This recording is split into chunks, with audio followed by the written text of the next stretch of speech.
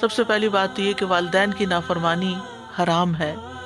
نبی صلی اللہ علیہ وسلم نے فرمایا بے شک اللہ نے تم پر ماؤں کی نافرمانی کو حرام قرار دیا ہے۔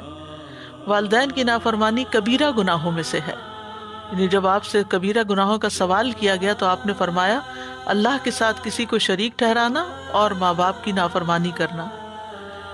والدین کی نافرمانی کرنے والا ملعون ہے۔ رسول اللہ صلی اللہ علیہ وسلم نے فرمایا اللہ ایسے شخص پر لعنت کرے جس نے اپنے والدین کی نافرمانی کی یا ان کو گالی دی۔ والد کو گالی دینا کبیرہ گناہ ہے۔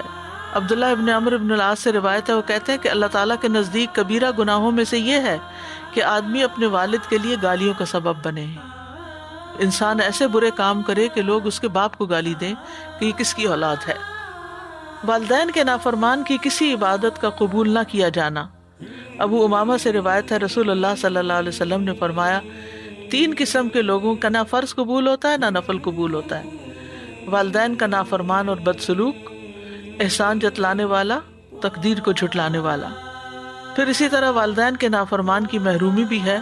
عمرو بن مرہ جوہنی سے مروی ہے، ایک آدمی نبی صلی اللہ علیہ وسلم کی خدمت میں حاضر ہوا تو اس نے کہا اے اللہ کے رسول میں گواہی دیتا ہوں کہ اللہ کے سوا کوئی معبود برحق نہیں اور آپ اللہ کے رسول ہیں، اور میں 5 نمازیں پڑھتا ہوں اور اپنے مال کی زکوٰۃ دیتا ہوں اور رمضان کے روزے رکھتا ہوں۔ تو نبی صلی اللہ علیہ وسلم نے فرمایا جو اس پر فوت ہوا وہ قیامت کے دن انبیاء، صدیقین، شہداء کے ساتھ اس طرح ہوگا۔ پھر آپ نے اپنی دونوں انگلیاں گاڑی بشرطے کہ وہ والدین کی نافرمانی نہ کرتا ہو، یعنی جو اپنے فرائض ادا کرے اور اس کے ساتھ والدین کا فرما بردار ہو تو انبیاء، شہداء کے ساتھ ہوگا۔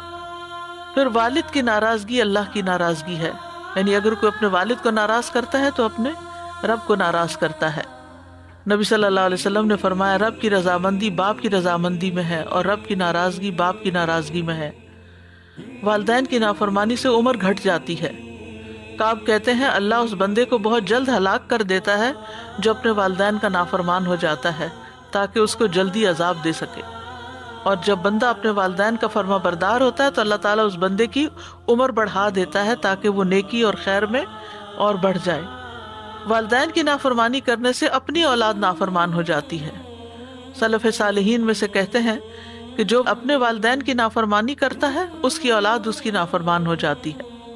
بعض صحابہ کہتے ہیں کہ والدین کے لیے دعا نہ مانگنا اولاد کی زندگی کو تنگ بنا دیتا ہے، یعنی جو بچے اپنے ماں باپ کے لیے دعا نہیں کرتے ان کے بچے ان کو ستاتے ہیں۔